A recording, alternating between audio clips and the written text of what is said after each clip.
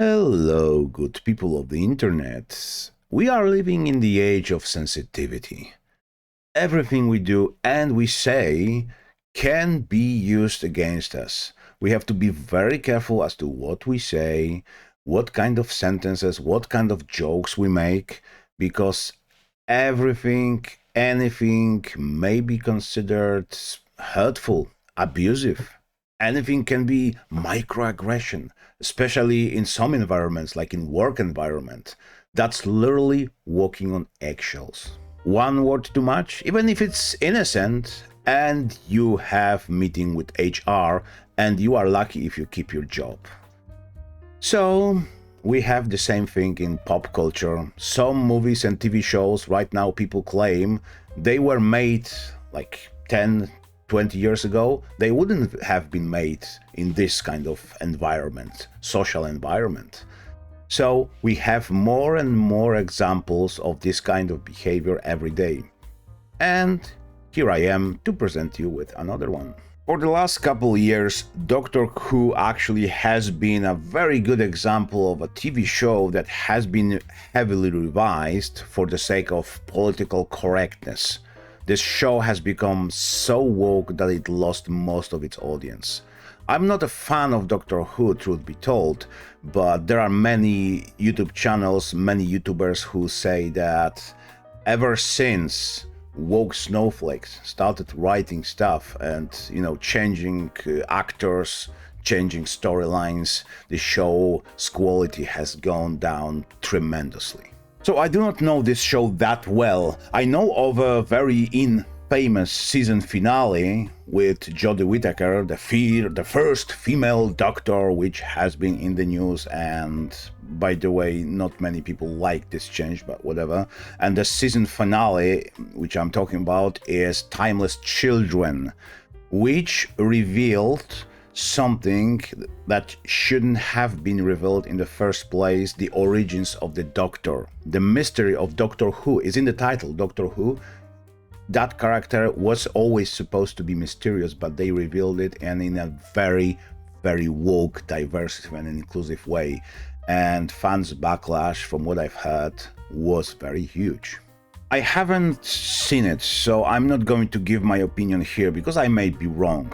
However, right now we have this very interesting tidbit of information, a very fresh news. One of the characters, classic OG characters of Doctor Who, is going to get a rewrite. And do you know why? Because guess what? That character right now in this day and age is politically incorrect and someone may get offended. Let's get to it, shall we? So, to quote the showrunner, the world changes, and when the world changes, Doctor Who has to change as well. Of course, we always have to change classic IPs for the sake of modern sensitivities. It's like a rule these days. Doctor Who showrunner Russell T Davies has addressed the important change made to classic villain Davros in the show's Children in Need special. As part of the fundraising effort for the charity last night, Doctor Who aired a mini-episode featuring David Tennant's return. David Tennant, by the way, is one of the best Doctors, as the titular Time Lord, and the return of one of the most iconic villains, Davros. A brilliant scientist from Skaro, Davros first appeared in 1975's Genesis of the Daleks, aptly named as he is the creator of the xenophobic mutants.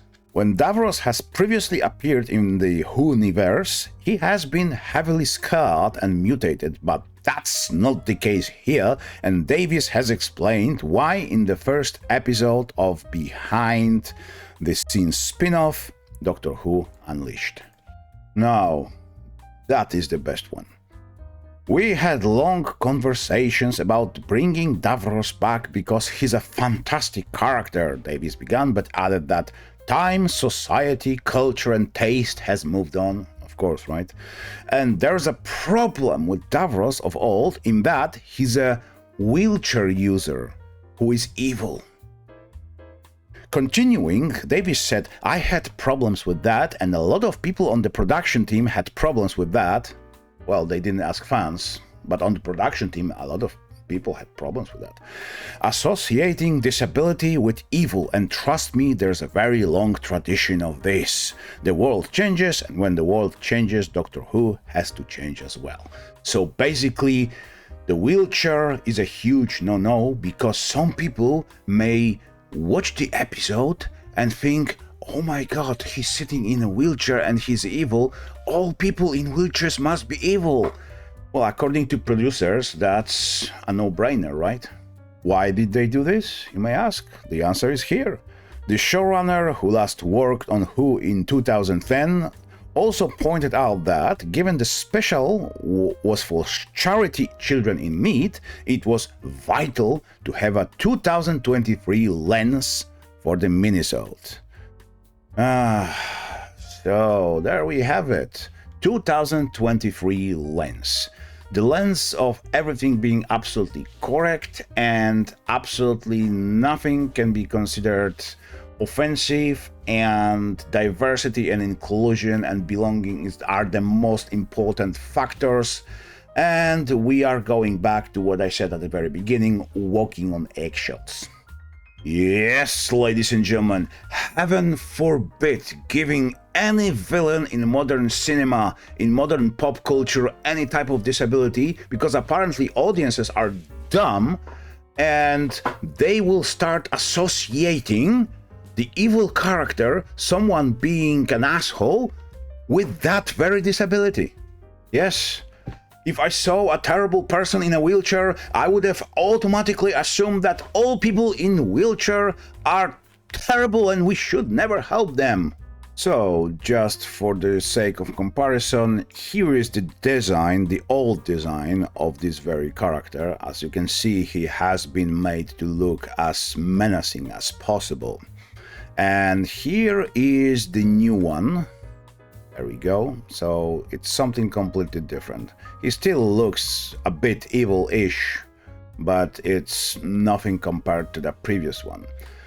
So there we have it. We have another example of changing a character just for the sake of pandering to modern audiences, whatever that term means, actually. You know what? It is very similar to basically blackwashing characters. And I have seen a couple of YouTube creators, actually a good number of YouTube creators who are black and who say altogether that they don't like it. They really don't enjoy this kind of approach because they, like I said, they are not dumb and they can see right through it. This is just pandering to them. This is just Hollywood screaming at them, hey, look, see how diverse we are, how inclusive we are. Look, this guy is black and he's such a good guy. Hey, we are Hollywood. Hey, like us minorities for that. And this is exactly the same example. This is appealing to handicapped people, to people who are on wheelchairs, by claiming that, see, people in wheelchairs, we see you, we understand you. We are pretty sure that no one who is disabled would never be a terrible person, see that?